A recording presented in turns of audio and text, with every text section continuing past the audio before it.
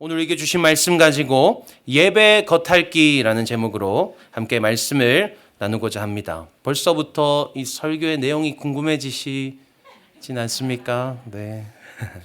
남녀가 서로의 마음을 확인하고 교제를 시작하면 이후에는 이 데이트를 하게 됩니다. 그래서 그 지속적인 만남 속에서 서로를 더 깊이 알아가고 또 서로에 대한 그 사랑을 더욱더 견고히 다듬어 갑니다. 우리와 하나님과의 관계 속에서 그러한 만남을 우리는 예배라고 부릅니다. 우리는 예배를 통해서 하나님을 깊이 이해할 수 있고 또 예배를 통해서 하나님과 우리의 그 사랑을 더욱더 견고히 할 수 있습니다. 그런데 인간은 아담의 불순종으로 말미암아 그 예배라는 연결고리를 잃어버리고 말았습니다. 하지만 하나님께서는 변함없으신 그 사랑하심으로 여전히 우리와 함께 하시기를, 여전히 우리와 그 사랑의 만남을 이어가시기를 원하심으로 예수 그리스도를 연결고리 삼으셔서 하나님과의 만남을 지속할 수 있게 하셨습니다. 히브리서 10장 19절에서 22절까지의 말씀을 보면요. 그러므로 형제들아 우리가 예수의 피를 힘입어 성소에 들어갈 담력을 얻었나니 그 길은 우리를 위하여 휘장 가운데로 열어놓으신 새로운 살 길이요 휘장은 곧 그의 육체니라.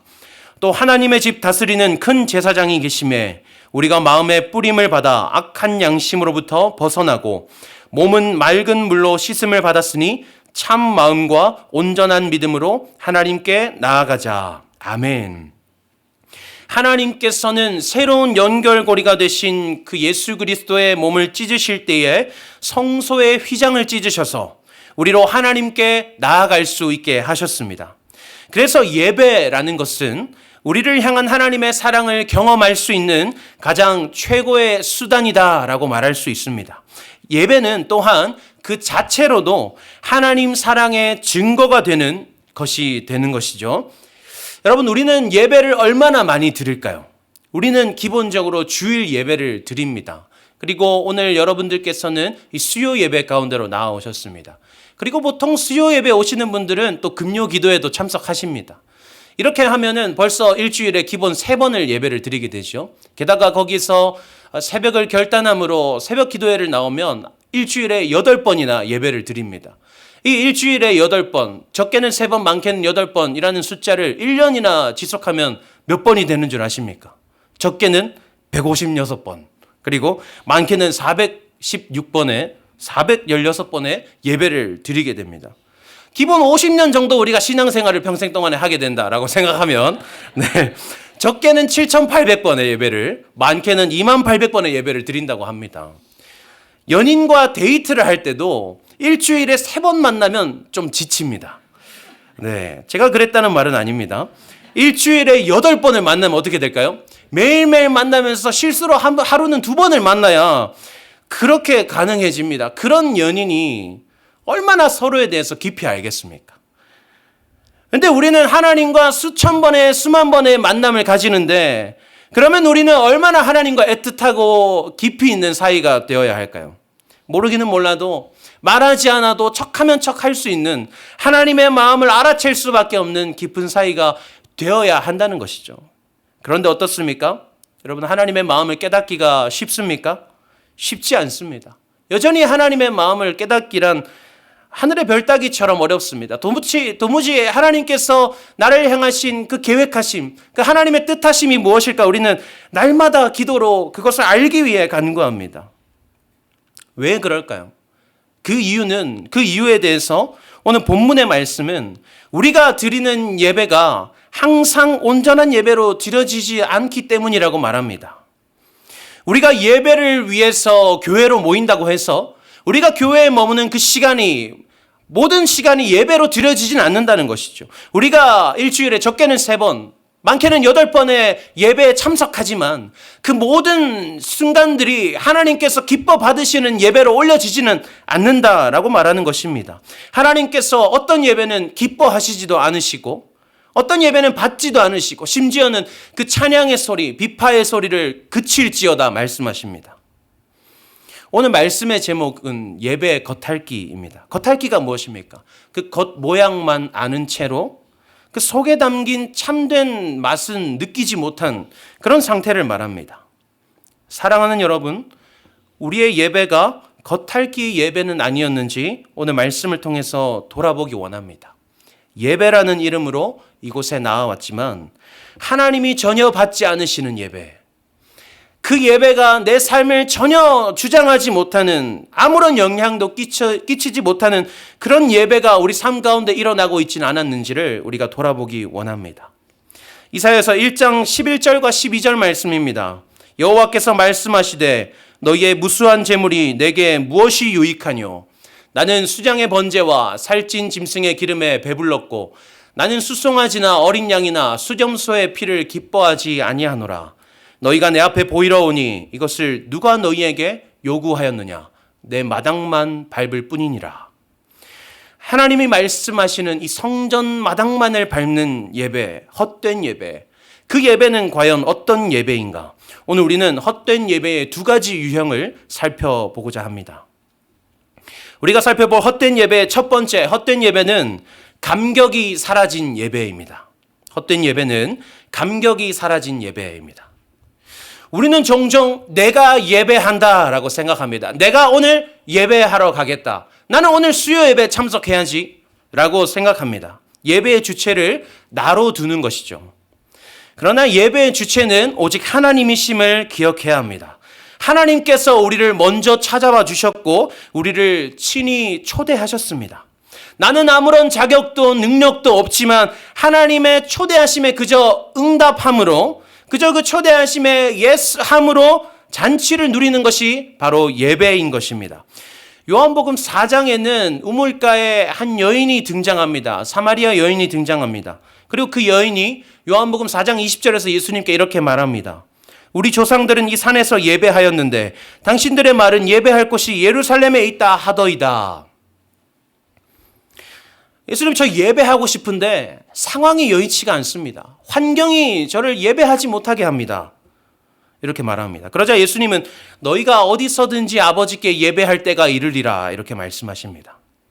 상황과 환경에 상관없이 하나님을 예배할 수 있다고 가르쳐 주시는 것입니다. 그래서 우리는 이 이야기를 통해서 이제 우리가 예수 그리스도를 통해서 우리는 언제 어디서든지 하나님과의 만남 가운데로 들어갈 수 있구나라는 것을 깨달을 수 있습니다. 그러나 우리가 오늘 함께 고민해 보아야 할 것은 무엇이 여인으로 하여금 예배하게 하였는가입니다. 그 여인이 오늘 그 요한복음 4장 20절 말씀 가운데 왜 예배하기를 원하는가? 그것을 고민해 보아야 하는 것이죠. 사회적으로 소외된 또 격리된 그 상황 속에서 그 여인이 왜 갑자기 예배를 드리려 했을까요? 그 해답은 예수님께서 여인을 찾아와 주셨기 때문입니다. 그 여인의 상황이 나아진 것이 아니고 그 여인의 환경이 변한 것이 아니고 그저 예수님께서 그 여인을 찾아와 주셨기 때문입니다.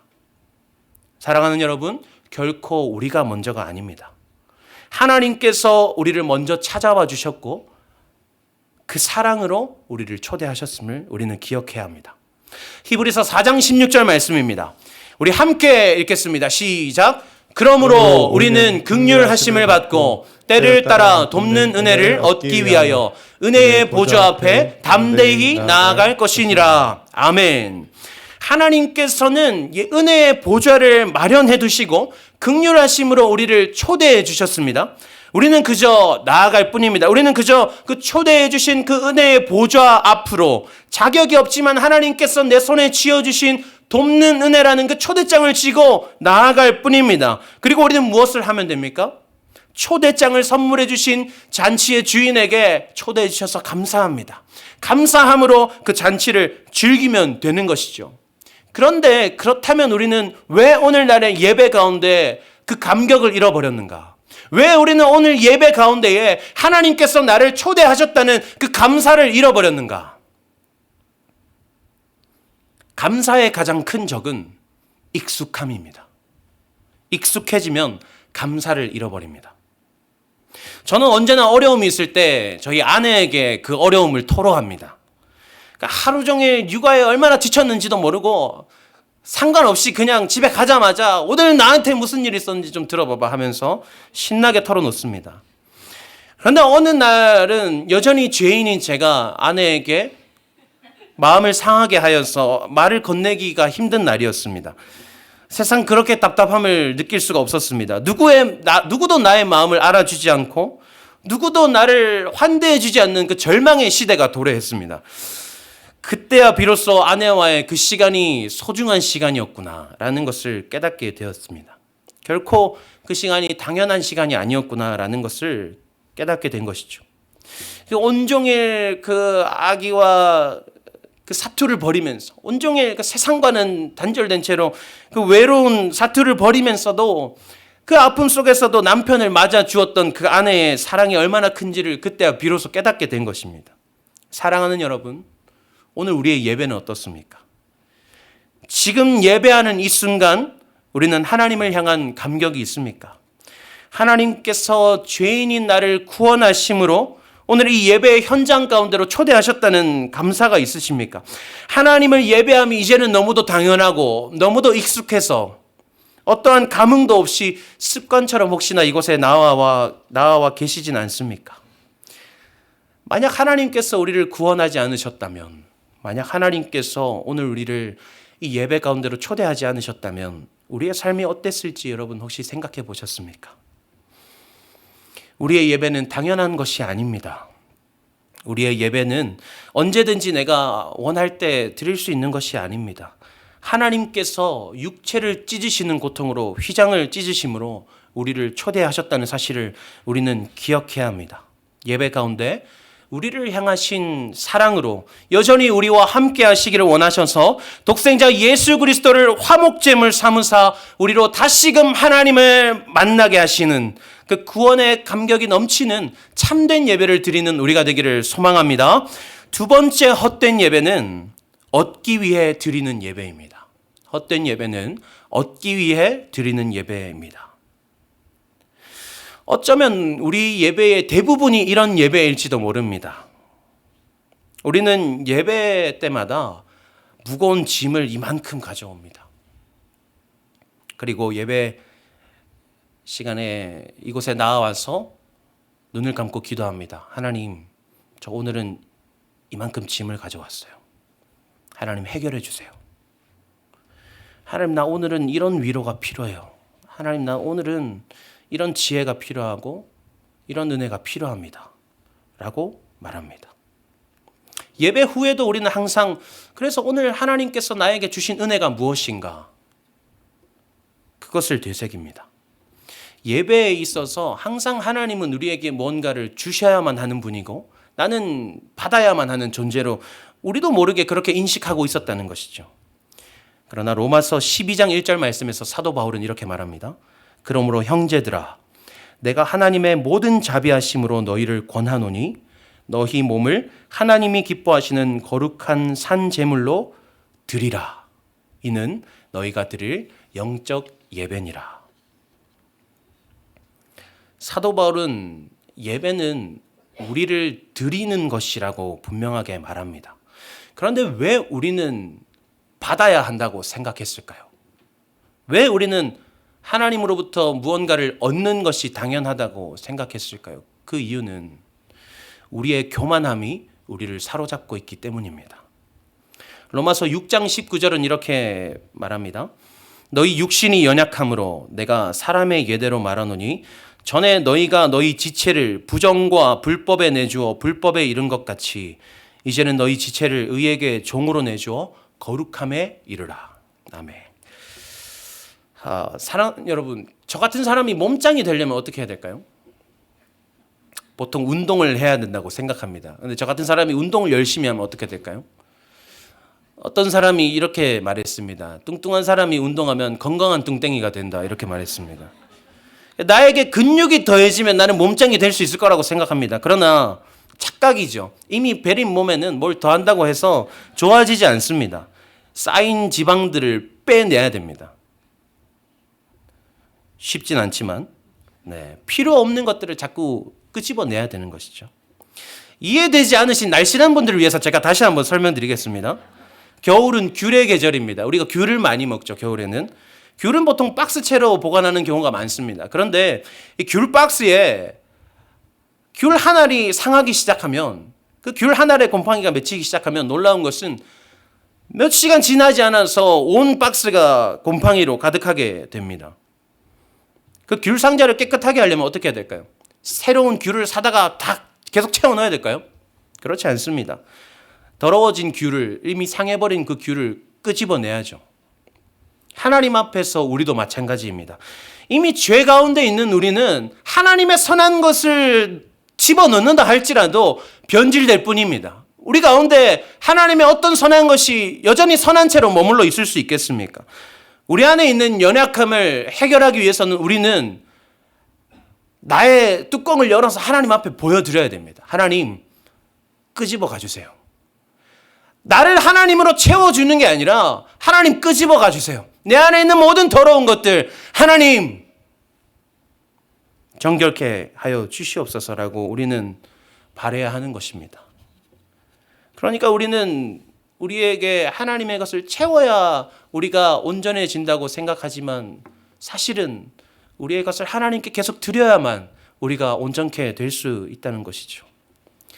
이사야서 6장에서 하나님이 이사야를 부르시는 장면이 등장합니다. 하나님께서 이사야를 부르실 때 이사야는 자기를 하나님 앞에 내어드립니다. 자기의 모든 연약함, 부정함들을 하나님 앞에 열어 보입니다.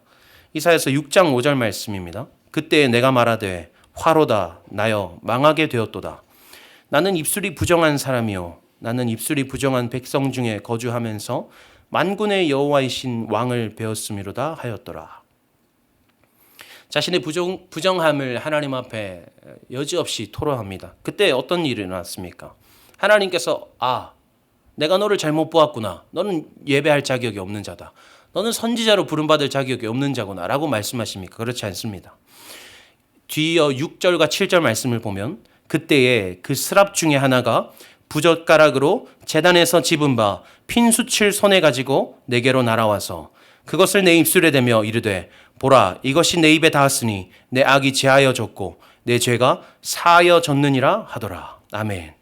하나님께서 그 부정함을 정결케 하셔서 부르심에 합당한 자로 세우시더라라는 것입니다.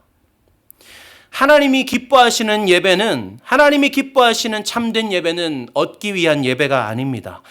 우리가 드릴 영적 예배는 로마서 12장 1절과 2절 말씀에 기록된 대로 하나님의 선하시고 기뻐하시고 온전한 뜻이 무엇인지를 분별하여 나를 드리는 예배가 바로 하나님이 받으시는 참된 예배입니다.